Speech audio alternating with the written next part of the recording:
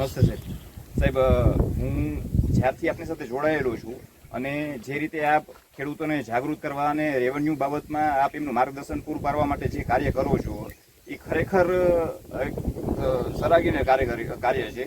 પણ સાથે સાથે હું આપને એક વિનંતી કરવા પણ માંગુ છું કે આપ આપનું સ્વાસ્થ્ય પણ જુઓ, જેથી કરીને મેં એક ઓબ્ઝર્વ કર્યું છે કે આપ કન્ટિન્યુ ખેડૂતોના પ્રશ્ન અને ખેડૂતોના હિતના માટે આપ આપનું સ્વાસ્થ્યને જોયા વગર આપ એનું કાર્ય કરી રહ્યા છો. મેં જોયું છે કે આપ લેટ નાઇટ સુધી અને ઇવન ઓછી નીંદર લીધા પછી પણ આપ વહેલા સવાર સુધી પણ આપ વિડીયોના કન્ટેન્ટ માધ્યમથી ખેડૂતોને આપનું જે વાતચીત છે એ પહોંચાડવાનો પ્રયત્ન કરી રહ્યા છો. પણ જો સાહેબ આપ હશો, આપનું સ્વાસ્થ્ય સારું હશે તો અમારા સુધી છેક લાંબો સમય સુધી આપની જે બધી અમારી પાસે આપનો વાત ને અભિપ્રાય એમને મળતો રહેશે. તો આપને ખાલી એક વિનંતી છે કે આપ આપનું સ્વાસ્થ્યને જાળવી રાખીને આ આપની જે માહિતી છે અમારા સુધી પહોંચાડવા માટે વિનંતી. જુઓ, બને ત્યાં સુધી તો મારો એમ એ હોય છે કે વધુમાં વધુ ખેડૂતોને હું સંતોષ આપી શકું. તમારી વાત 100% સાચી છે કે રાતના 10:30, 11 નહીં 12 સુધી 12:30 સુધી ઘણી વાર અગત્યના પ્રશ્નના જવાબ વોટ્સએપના માધ્યમ દ્વારા હું આપતો હોઉં છું. કારણ કે મોટાભાગના ખેડૂતોની ફરિયાદ હોય છે કે સાહેબ તમે મને ફોનમાં વાત કરો ને, એક વખત તો વાત કરો ને. હવે જે વાતના જવાબ અપાઈ ચૂક્યા છે એને હું કમસે કમ એનો વિડીયો દઉં અથવા તેમ કહું કે આ વસ્તુ જોઈ લે, એટલો ટૂંકો જવાબ હું આપવા પ્રયત્ન કરું છું. તો હવે પૂરા થાય એવી કોઈ શક્યતાઓ નથી. છતાં એક મનની અંદર એક પેલું જેને કહેવાય ને આત્મા હોય છે, એ એમ કે હજી વધારે જવાબ મારે હોવું હોય ને તો આજે રાતના આપણે 12:30 ઉતા હતા, બધાને ખબર છે. 3 વાગે મારી તોય નીંદર ઉડી ગઈ અને 3 વાગે લઈને તો મોબાઈલ લઈને જ બેસી ગયો તો હું. બધાને જવાબ આપ્યા. 5 વાગ્યાથી જાય. 5 વાગ્યા પછી થોડીક એમ થયું કે હવે આંખનું ઝેર ભાંગવું, નીંદર તો આવવાની નહોતી. અડધો કલાક ખાલી આડો પડ્યો અને પાછો 5:30 ઉઠી ગયો. આ મારો નિત્યક્રમ લગભગ થઈ ગયો છે. એટલે 100% આની અસર આવે કે માણસને સ્વસ્થ માટે થઈને તમારી 100% વાત સાચી છે કે 6 કલાક મિનિમમ નીંદર લેવી જોઈએ. પણ અત્યારે મારું એક શેડ્યુલ એવું ગોઠવાઈ ગયું 4, 4.5, 5 કલાક માંડ નીંદર આવે છે. છતાંય જવાબ તો પૂરા અપાતા જ નથી. પણ આના માધ્યમ દ્વારા હું એ કહેવા માંગુ છું તમામ વ્યક્તિઓને કે જે ફરિયાદ કરો છો કે મને ફોન કરો, મને જવાબ આપો, તો હવે વ્યાપ એવડો મોટો વધી ગયો છે કે મારી 24 કલાકો પૂરી થઈ ગઈ. હવે વધારે જવાબ આપી શકાય નથી. એનો વિકલ્પ એક જ રહે કે હું સામૂહિક જવાબ આપું. એટલે કે તમે મારા વિડીયો જુઓ અથવા તો તાલીમ કેમ્પ દરમિયાન આવો અને શક્ય એટલો સામૂહિક લાભ લો. કારણ કે હવે લિમિટેશન બધી પૂરી થઈ ગઈ. છતાંય તમારો આશય અને શુભ આશય અને શુભ સંદેશ તમે મને સાચો આપો છો કે આવું રીતે રખવું એ લાંબો સમય ટકે નહીં. કાં ગાંડા થઈ જાય, કાં માનસિક ટેન્શન થાય, કંઈક કે કંઈક વસ્તુ ઊભી થઈ શકે. પણ છતાંય મારો એમ એ હોય છે કે હું મારા પાસે જે અપેક્ષાઓ રાખે છે, કેટલાક તો વધુ પડતી અપેક્ષાઓ રાખે છે, એમાં થાય એટલો જવાબ આપવા પ્રયત્ન કરું છું. ખૂબ ખૂબ આભાર.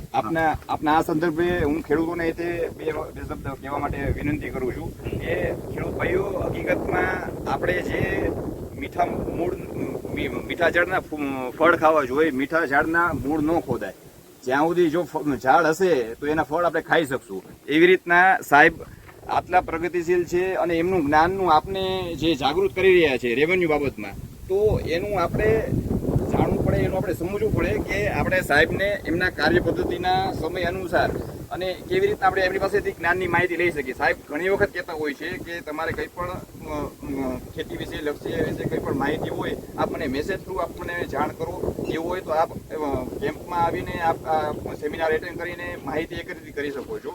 તો હું આપને વિનંતી કરું છું કે સાહેબને આક્ષેપ કરવા કરતાં સાહેબ પાસેથી કેમ્પમાં આવીને એની માહિતી લો તો એ વધારે બેટર છે.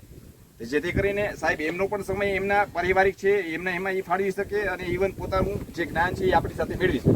એટલું જ નહીં, જે બહાર બેઠેલા કેટલાકને એમ લાગતા હોય એટલે જાહેરમાં એક વાત થઈ છે એટલે આ પ્લેટફોર્મ ઉપર આપણે કહી દઈએ કે ઘણા એવો હિસાબ કરતા હોય છે કે તાલીમાર્થીની સંખ્યા 100 થઈ ગઈ એટલે 3500 3.5 લાખ રૂપિયા સાહેબને ભેગા થઈ ગયા.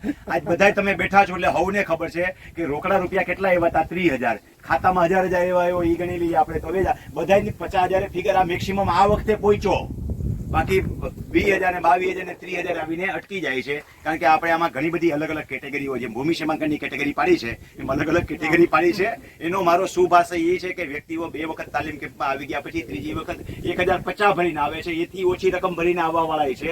જેથી કરીને રેવન્યુ એટલો બધો ગૂઢ અને અઘરો વિષય છે કે તમે આવો તો એકી સાથે મારા જ્ઞાનનો લાભ. મારી પાસે અઢળક જ્ઞાનનો ખજાનો એવું કંઈ કહેતો જ નથી. મારી પાસે જેટલું છે એટલું તો તમે લઈ જાઓ. મારી ભૌતિક સંપત્તિ છે ને હું મારા વારસદારોને જ આપી જઈશ. મારું જ્ઞાન મારા વારસદારોને નહીં આપી શકું. એ જ્ઞાન હું તમને હવને આપવા માંગુ છું. તો એના માટે થઈને તાલીમ કેમ્પના એવા હિસાબ ન કરો કે કમાવા માટે થઈને છે. અહીં આવશો એટલે આ બધાને ખબર છે કે તાલીમ કેમ્પમાં હું વધે છે ને હું ઘટે છે. તો એનો લાભ વધુ વધુ લેજો. તો એવી લઘુતા ગ્રંથિમાં નહીં આવી જતા કે આ સ્વાર્થનો કામ છે, પૈસાની આવક માટેનું સાધન છે એટલે તાલીમ કેમ્પ થાય છે.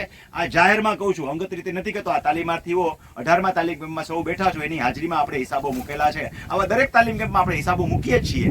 તો એ પણ પોઝિટિવ અર્થમાં સમજો, કારણ કે આપણો સ્વભાવ હંમેશા નેગેટિવ સમજવા ટેવાયેલો છે. તો આ તાકે આટલી સ્પષ્ટતા કરવાની એ પણ જરૂરિયાત ઊભી થઈ કે તાલીમ કેમ્પમાં આવવાનું કહું છું એનો હેતુ એવો નથી કે એમાંથી મને પૈસા મળે છે, પણ હું જે કાર્ય કરીશ એ સામૂહિક કરી શકીશ.